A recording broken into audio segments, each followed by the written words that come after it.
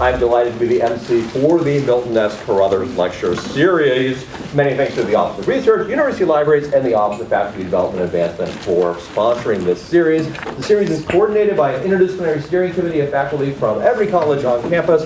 That steering committee gets together to meet to recommend speakers, and we have really great conversations. And all of the idea of this series is to promote interdisciplinary, transdisciplinary research that where we have talks that are going to be of interest to a wide range of people that draw connections and parallels across different disciplines. This is, if you take a look on your tables, you will see a little page that looks like this. On this page, it gives you the history of this series. This is the longest running interdisciplinary lecture series at FSU, going back to the early 1980s.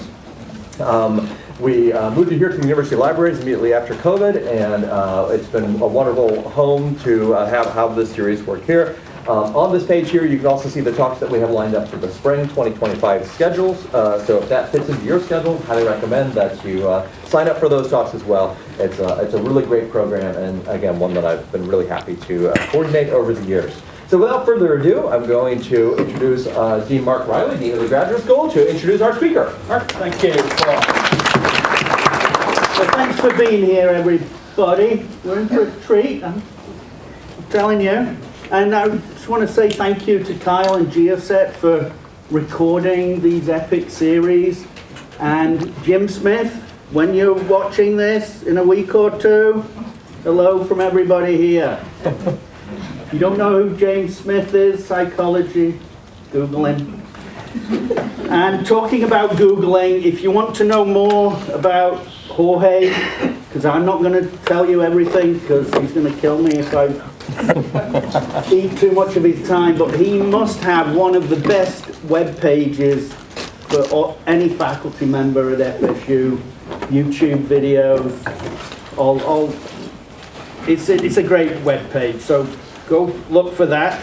Jorge got his bachelor's in physics, 1981, University of Mexico, PhD, 85, University of Penn, postdoc at Caltech and Indiana University. He joined FSU actually a year before me in 1990, but he didn't come as faculty. You know, he's a little different, you know, he's exceptional. He came as an assistant scientist at the Supercomputer Institute, but because he's so good, we got him in the physics department, and within a very short amount of time he became a full professor.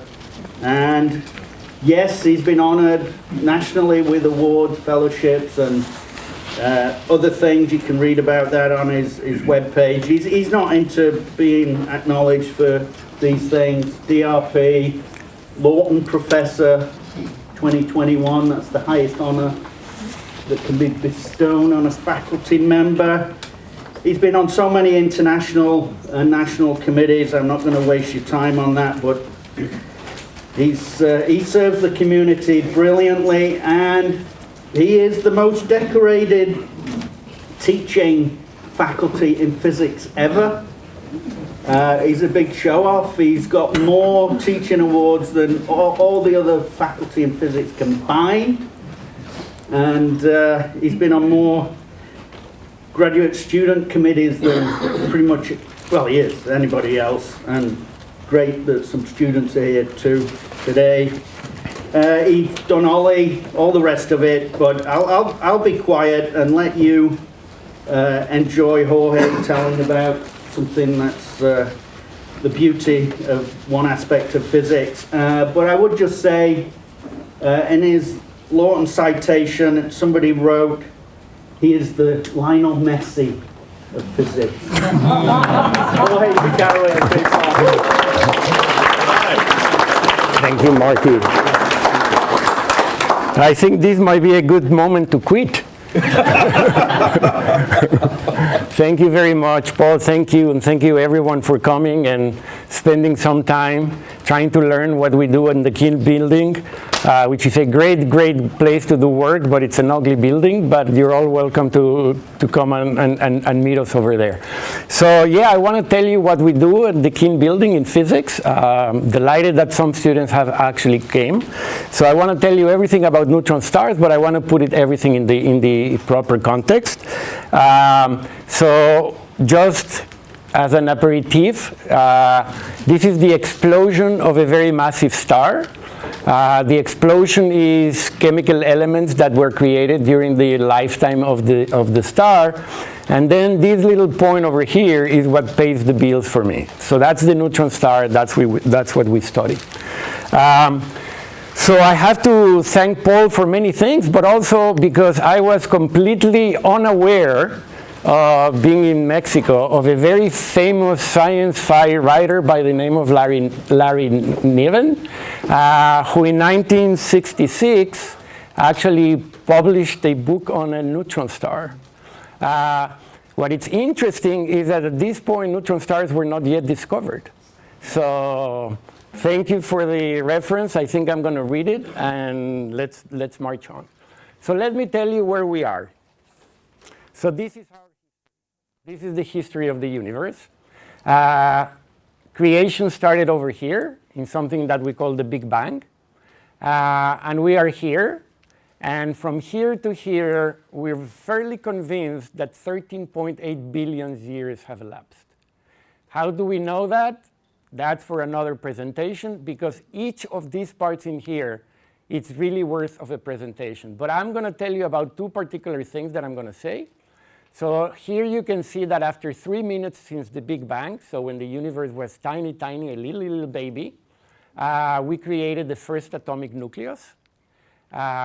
We had to wait about 1 billion years for stars and galaxies to form.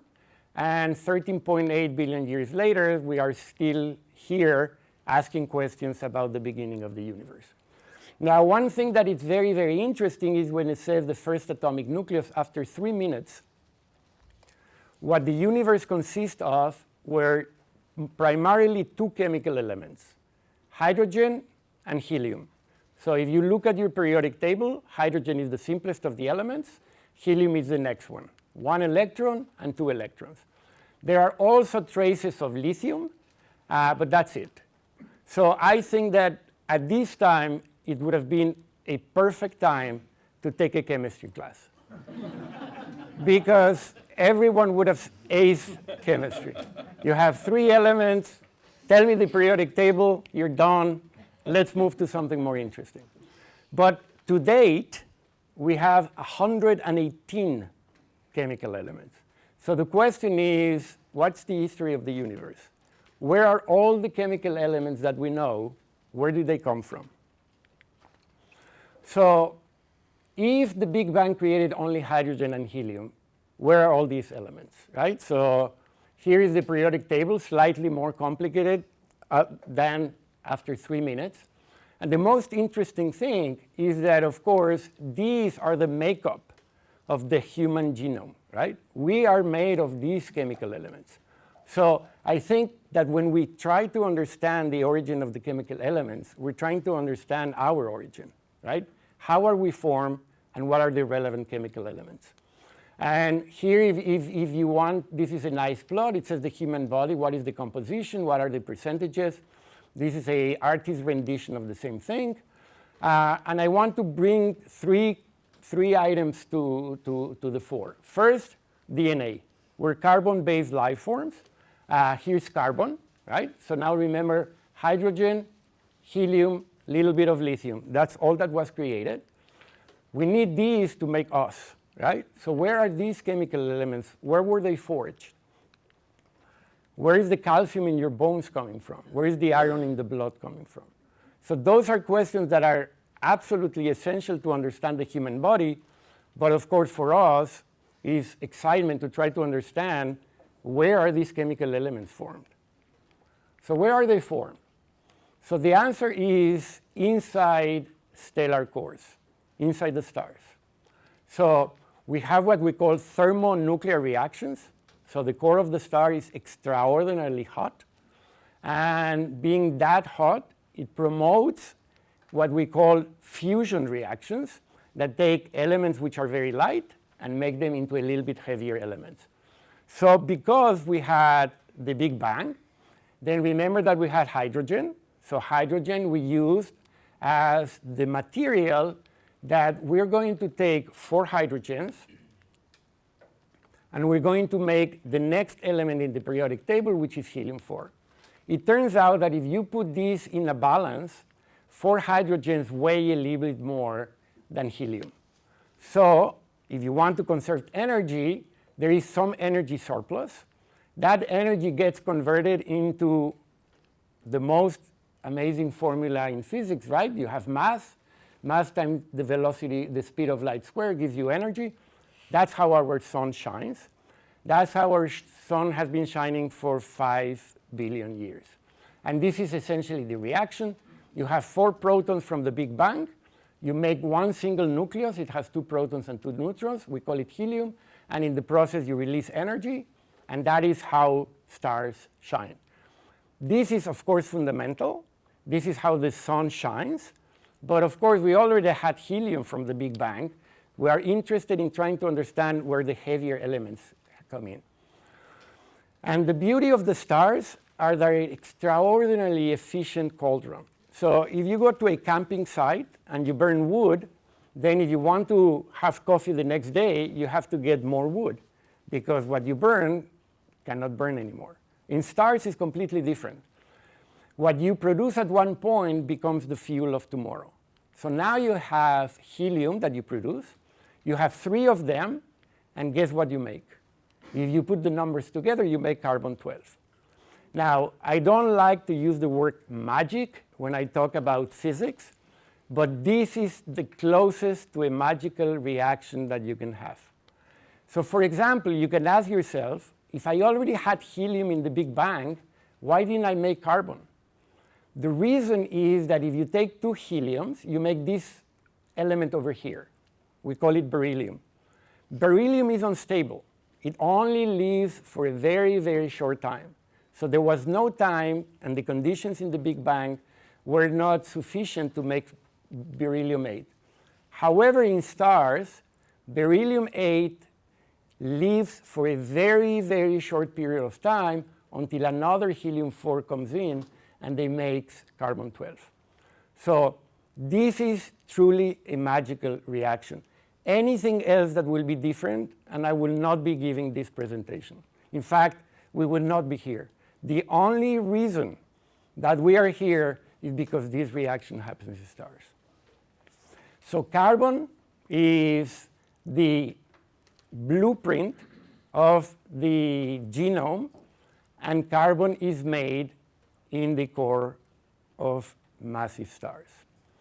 So once you know that you can take carbon and burn it, then you continue burning. That process we call fusion. You take little things, you make them bigger, you release energy, the star continues to provide you with energy, and you make heavier and heavier chemical elements.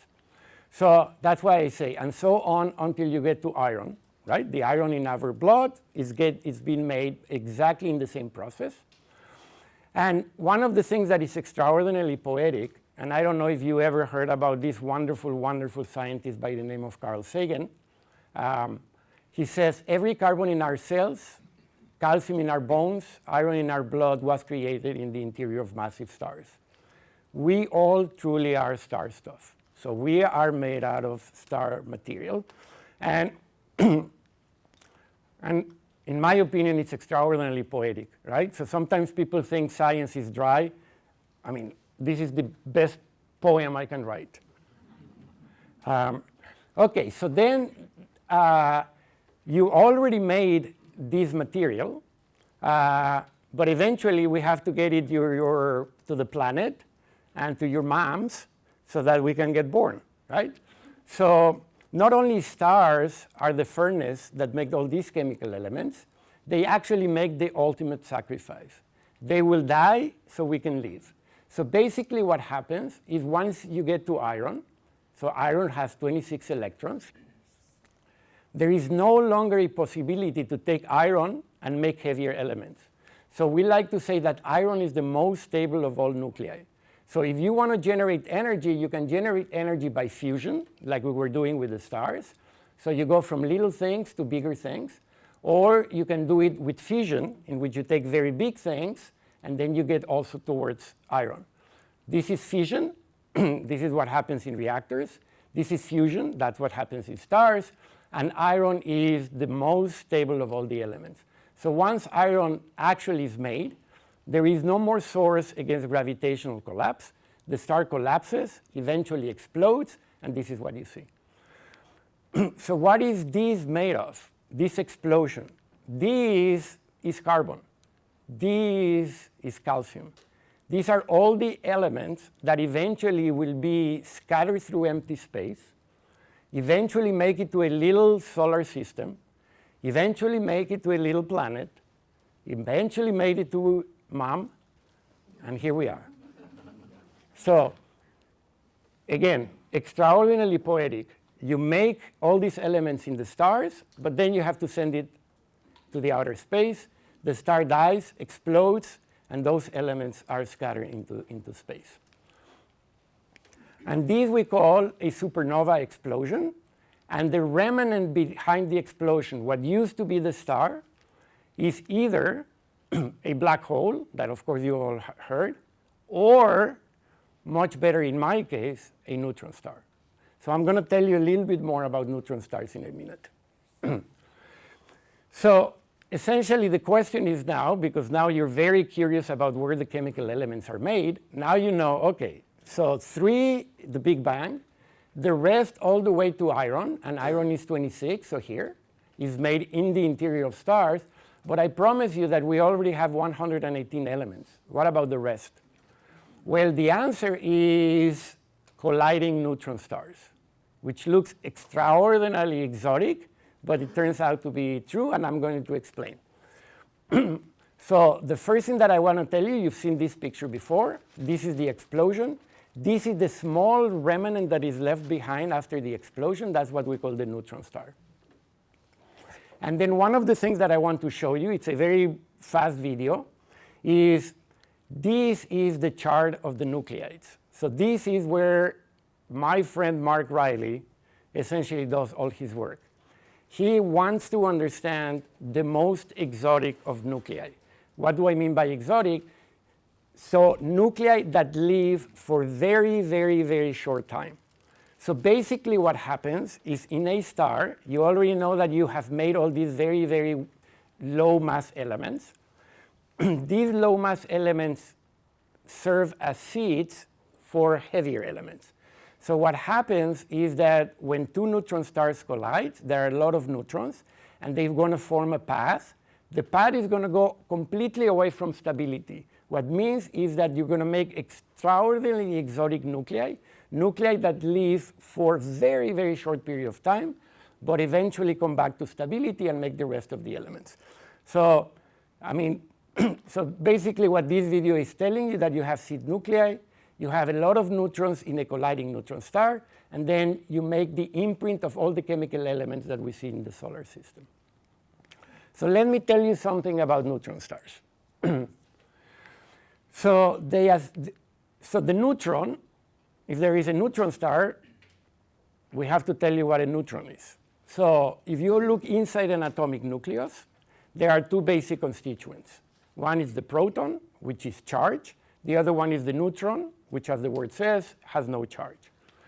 And those 2 are the constituents of the nucleus. So the neutron was discovered in 1932. By 1934, there were already speculations that maybe you can make a star which is essentially made almost exclusively out of neutrons.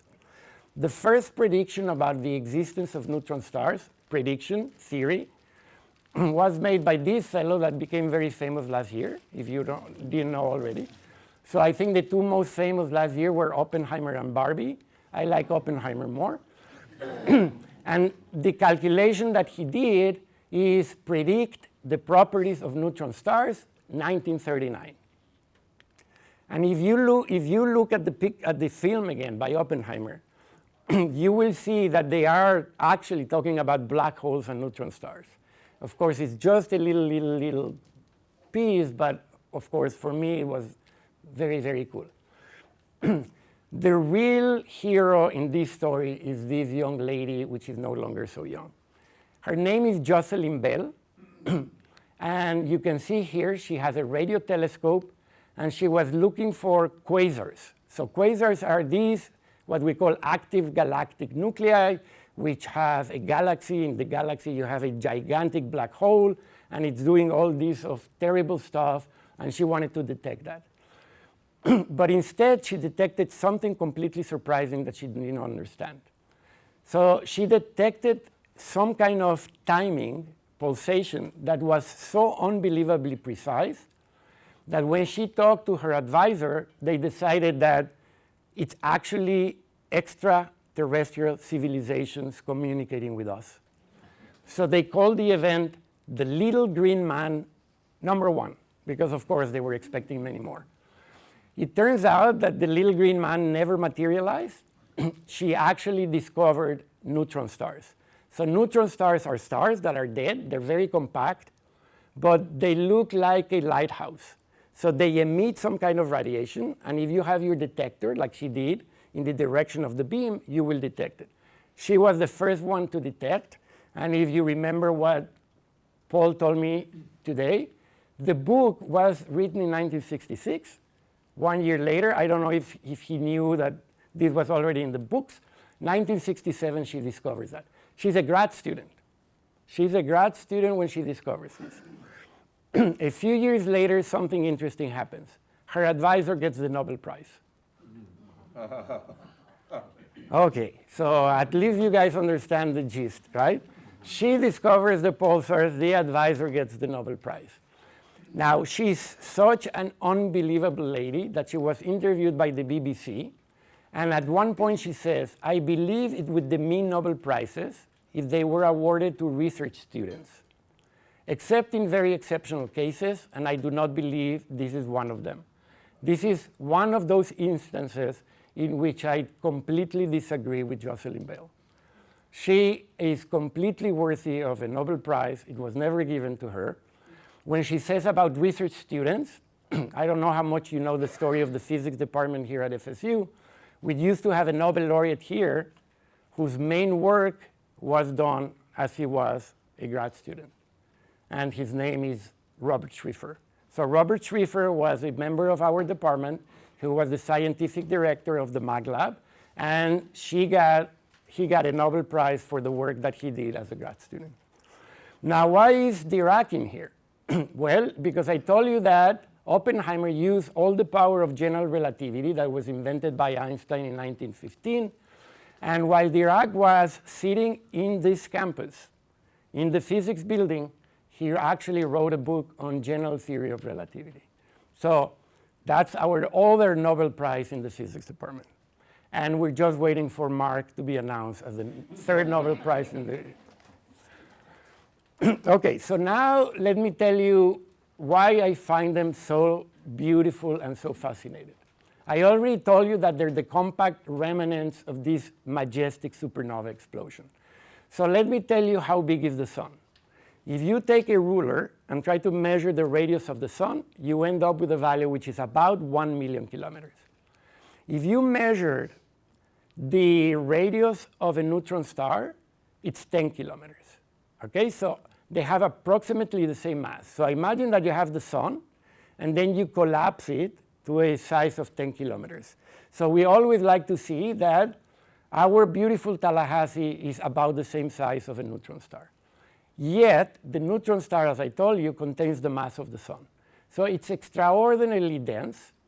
So it's the mass of the sun in a volume that is 1,000 trillion times smaller. So imagine that you start packing things. It becomes so incredibly dense that if you imagine that this, instead of being Rice Krispies, is a sugar cube made of a neutron star, if you put a sugar cube of a neutron star here, and you put all of humanity, I don't know how many billions we are these days, 5, 6, you put them here, they level out. So the density of this material is absolutely incredible. The magnetic field is 1,000,000 times stronger than the strongest magnetic field that we have created at the MagLab. So imagine what, they will save us even more, right? They will save us even more. Now let me tell you something, and I hope I don't burst your bubble. So when I was talking to my friend after Helene, because if you saw the Helene, right? So it's coming here, hits the MagLab, goes east, and then goes, right? So one of my colleagues told me, I have to tell you, the MagLab actually was off during Helene. So I hope you still believe in magnets, but not necessarily as the reason that we can actually push to the east or to the west and avoid these things. So for me, these are extraordinarily fascinating, enigmatic, and exotic astronomical objects that essentially I've been studying for most of my career. So now let me tell you about the elements, right? So we stopped at iron, and I promised that neutron stars, in fact, a pair of them colliding, will be able to make the rest of the chemical elements. So here's a little bit of the story. So this fellow over here, Albert Einstein, predicts the existence of gravitational waves. So what is a gravitational wave? It's the gravitational equivalent of electromagnetic waves. What's an electromagnetic wave? This, light, my pointer, right? So these are perturbations in electromagnetic fields, and gravitational waves are perturbations in gravitational fields. So he actually discovered that his new theory predicts the existence of gravitational waves, but he's extraordinarily pessimistic. He says they are so unbelievably feeble that we don't think that we will ever be able to detect them. So how do you prove that gravitational waves exist? So I have to tell you, as always, we're a really, really remarkable species. From the vision of a few, but the ingenuity of many, I'm talking thousands of scientists, gravitational waves were detected for the first time exactly 100 years after the prediction by Einstein, 2015. What caused those gravitational waves?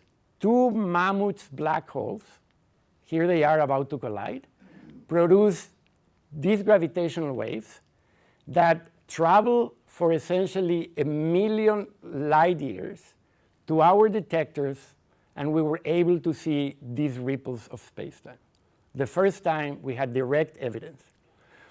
But 2 years later, something even more extraordinary happened. We saw exactly the same event, but instead of two black holes, we saw two neutron stars colliding. And I will tell you now that we like to call this historic event the beginning of the multi-messenger era, because clearly we cannot go to space. Space communicates with us. So for a long, long, long time, the only way we learn about space is because of electromagnetic radiation, right? The sun shines, we look at the radiation from the sun, the electromagnetic spectrum is very, very broad.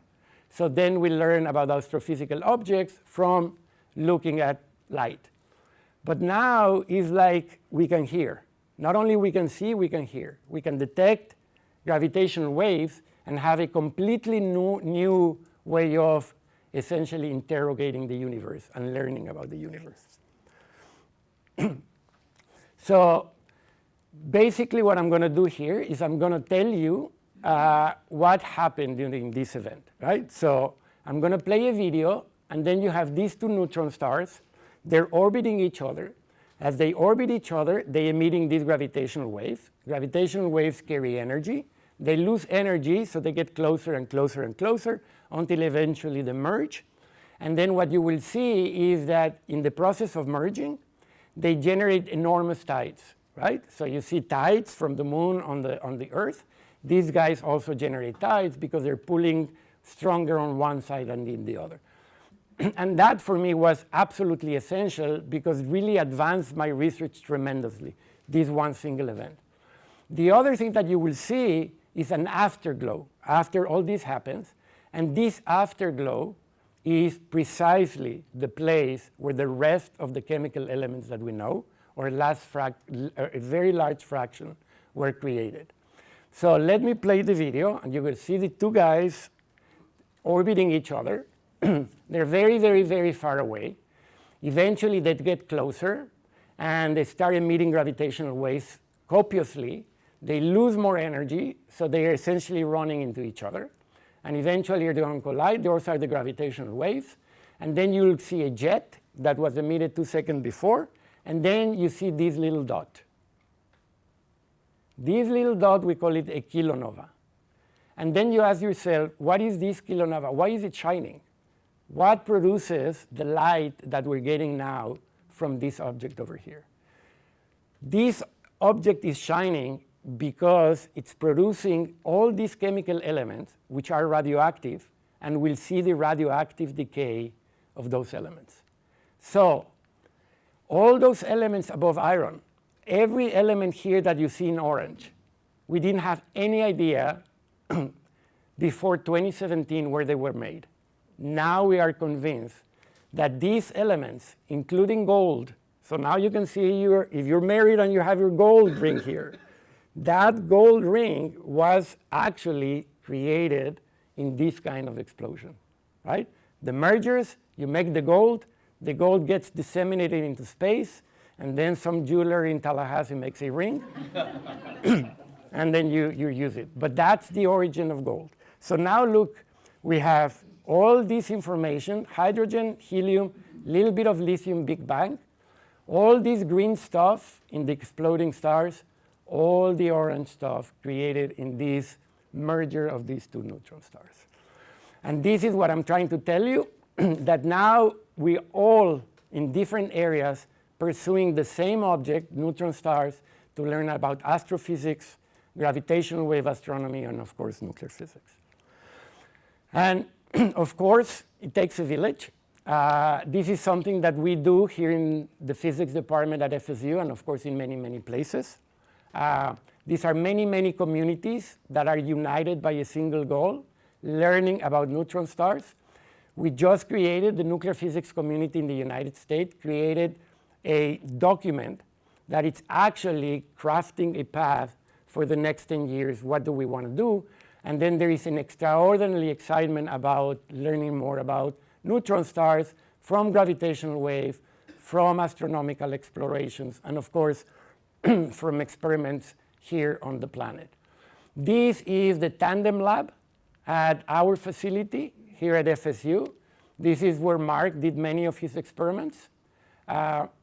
This is, you probably know, James Webb Telescope, right? So this is the fantastic mirror that was sent out. We have many astronomers in the physics department working with the telescope.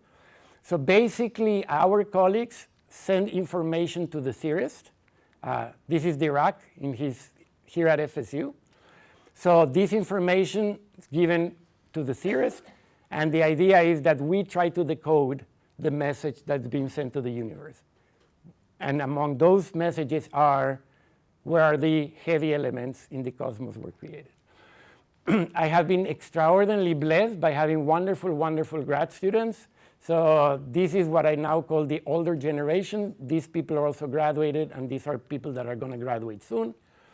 And I hope I'm not violating any code now with this FSU, Florida State University. I was very, very worried. I love the little spears, but they told me I cannot use them anymore. So if I'm violating something, please don't tell the president.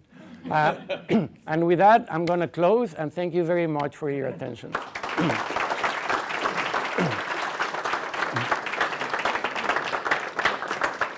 Fantastic. I told you you'd enjoy it. Questions for Jorge? So, in layman's terms, could you tell us what the most important question right now is that you're trying to address with your program around colliding neutron stars? Yes. So what I'm going to tell you is that we're enormously excited because this multi-messenger era, right? The fact that the universe is now communicating with us using light, using gravitational waves, and using also some other particles that we call neutrinos. But the era just started. It's completely new. So basically what we're doing is think about Galileo when he got the telescope, right? So a completely new way of looking at the universe. And we're just starting like that. So for me, the most important question now is how we can capitalize on all these recent advances that we got from gravitational waves.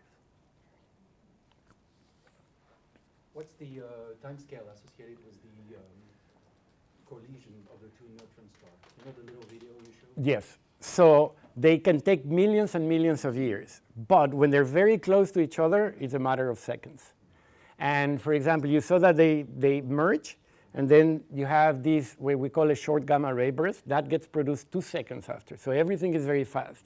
And then a couple of hours later, you put your electromagnetic telescope and you see the kilonova, which is being shined because some of these chemical elements that were forged during the merger are essentially radiating, and that's what we see.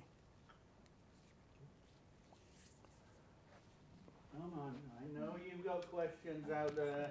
I know Alan has got a question, haven't you, Alan? Sure. Shameless plug for a couple of our great shows at the Challenger Center. So we've got Deep Sky, which is the IMAX documentary about the James Webb Space Telescope. And we've got Dark Universe, which is the planetarium show about dark matter and dark energy. So you didn't mention dark matter and dark energy, but how do they play into... Yeah, so clearly, okay, so dark matter is matter that we cannot see. And we have no idea what the heck it is, but there is very strong evidence that it exists. So dark matter is absolutely essential for the universe to clump. So if you want to make galaxies and if you want to make stars, you need matter, and that matter helps, dark matter helps the clumping, right? So if dark matter wouldn't exist there, the gravitational force will not be strong enough for stars to actually get together. Dark energy, I'm going to punt, because really no one knows about dark energy what it is. There is very strong evidence from looking at very distant supernovas that there is something we do not understand. It's sort of a repulsive gravity. So dark matter doesn't play a very important role in the physics of the neutron stars, even though people, because we're desperate to find out what the heck is dark matter, they say maybe there is dark matter inside neutron stars, and how are they going to manifest itself?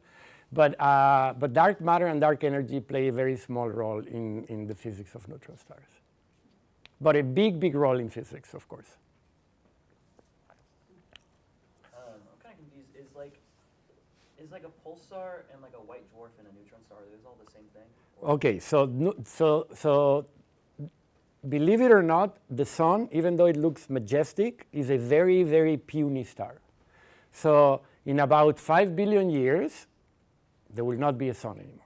It's going to be all the reactions. It won't even get to iron. It will die. How will it die? Like a cold ember, which we call a white dwarf star. Okay? Now you have a neutron star. The neutron star and the pulsar are exactly the same. The only difference is because the pulsar actually goes like a lighthouse. The neutron star is like a lighthouse. If the beam goes directly to you, you see it, and you call it a pulsar. If it's misaligned relative to your position, you don't see the beam. It's just a neutron star. But neutron stars and pulsars are equivalent. White dwarfs are very, very, it's the end in the life of these very puny stars like our sun. So what Bell saw was a pulsar? What Bell saw was a pulsar. She's alive, by the way. So, and in fact, she got a very, very, very good prize, not the Nobel. She got another prize. She was awarded £3 million, I believe, and she donated everything to engage women and minorities into physics. So, talk to her. Paul, I know there are lots of other questions. I feel bad jumping in, but I have a question about timing. So you talked about the gold on your ring, Yes. right? How has that gold been in our solar system since our solar system was created? Yes. Okay. So basically what happens is that the sun, the solar system is not a first generation stars, right? So this process of exploding and sending all these chemical elements, some stars got it, they explode, they disseminated the elements, and eventually our solar system was formed from those. So from the solar system, you can see evidence of heavy elements. Okay, Alan, just... Well, just Go ahead. the question I probably should have asked other than the shameless plug. The last 2 days, there have been 2 Nobel Prizes in chemistry and physics. Both had AI components to them. Yes. Do you have any kind of thoughts on Yeah, how AI helps you in your research? Okay, so first I'm going to tell you something. I think AI is phenomenal. I think AI helps us all. I don't like that the Nobel Prize in Physics was given to AI. Because I feel that it's, even though it's a wonderful, wonderful tool that we all use now, I don't feel that you should give a Nobel Prize in Physics for developing a tool, right? Even though the tool is fantastic. So I have my reservations, right? For example, a few years ago, guess what? Remember I told you the vision of a few? Those guys got the Nobel Prize. And of course, I was almost crying in excitement, right? These guys got the Nobel Prize for something that I feel is fantastic. AI is very, very useful, and we use it, right? So basically what happens is that as more and more data comes to us, our calculations become more and more complex, right? And many, many times you have to take a model, and then you have to optimize the model to do something. And without AI, without certain techniques from machine learning, we wouldn't be able to do it. So we are definitely beneficiaries of this AI revolution. We all use it. James Webb Telescope people that get all this amazing amount of data, they use it. And I'm not going to say again that I didn't think the Nobel Prize should go for that, but there you go. It's on film now. Hello, over here. Please. Do you have a favorite chemical element, and if so, why is it your favorite? I do have a favorite chemical element. It's lead 208. So lead is a chemical element that has 82 protons and 126 neutrons. Now you ask, why is your favorite element? Because I couldn't buy my wife a gold ring, so I bought her a lead ring. No, that's not true. What happens is that, so you see that I just told you that there are 82 protons and there are 126 neutrons. So there are 44 more neutrons than protons. So one of the things that my experimental colleagues here on Earth did is try to see how big is the ball of neutrons relative to the ball of protons. So you do an experiment here on Earth, and then you come up with a measurement that is actually quoted in what we call femtometers, 10 to the minus 15 meters. That measurement, however, in that nucleus, actually tells you something very, very dramatic about the size of a neutron star. So it's because we can connect lead to the neutron star, which you go 18 orders of magnitude, a 1 and 18 zeros different in size, that I like lead so much. But he has also a very favorite element. Yeah, my number plate for my car is erbium. Yes. Why is it your favorite? Because that's what I've actually done so many experiments on, and actually had some success with being invited to give talks around the world, etc., etc. And erbium is essential in optical communication. It's what helps re-amplify the optical fiber signal. So it's It's a good one. but you know what? All the elements Are- intact. yeah. They are. Here we go. So it's my understanding that the Milky Way is colliding with another galaxy, right? Andromeda. Andromeda. And in some ways we're cannibalizing that galaxy, but there's not a lot of collisions, and my understanding is that because there's so much space between everything, there's not a lot of collision. So my question about the probability of two 10-kilometer objects colliding in space, and so that's, how Yeah. does that probability work? Is the gravitational gravity? Yeah, so one of the things that is very surprising, because we only have one star, is that stars, actually the majority of them come in binaries. So if you have a similar history, right? So if the history of the two stars is similar, right? So they made from the same molecular cloud, and they live more or less in the same area, and they have the same history. Maybe they will explode more or less at the same time. But let me tell you something which is very, very related to what you're saying. For a long, long, long time, people believe that these very heavy elements that I was talking about were created also in these supernova explosions. The reason is because they said, merger of neutron stars must be extraordinarily low probability, right? So your point is very well taken. But the probability is low, but it's not zero. And the other thing that happens is that because neutron stars, of course, have a lot of neutrons, you make a lot of these very heavy elements, lots of them, right? So even though they might be rare, they're extraordinarily efficient in making these things. But the probability is low. So these two in this collision were probably from a binary system, not two systems passing. That I don't know. That I do not know. Yeah, they found themselves someplace and they start playing together. All right, last question at the back there. Well, just because of your answer to his question, do we know why stars tend to be in binary systems as opposed to by themselves, or in ternary or trinary systems, or anything else? I really do not know. I really do not know, right? I mean, essentially, because of course, being a star is a very fine-tuned process, right? I mean, we almost had two stars, right? So if you think about Jupiter, if you put more stuff in Jupiter, Jupiter will be able to self-sustain nuclear reactions. So, I mean, the margins are very, very small, right? So creating one, you might create another one. But yeah, most of them are in binary systems. But if we see Jupiter, hey, tomorrow we may wake up and we have two stars. And I believe that happens in another famous science fiction author book, right? Arthur C. Clarke. Yeah, Clarke, right? 2010. Isn't it 2010 where Jupiter's turned into a star? Oh, there you go. All right. So there's another science fiction book for you to read. All right? There you go. Please join us in thanking Jorge. Of course, thank you. For you. Thank you.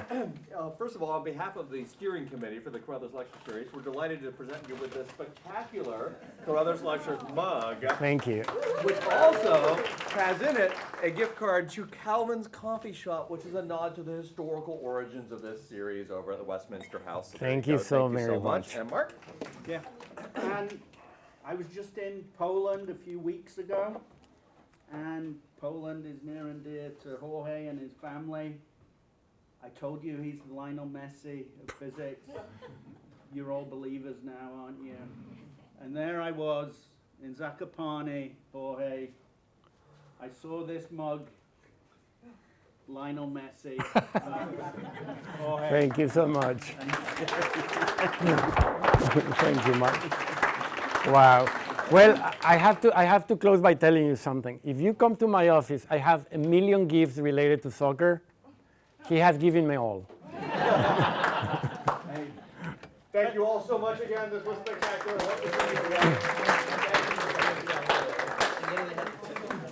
I'm glad we got to.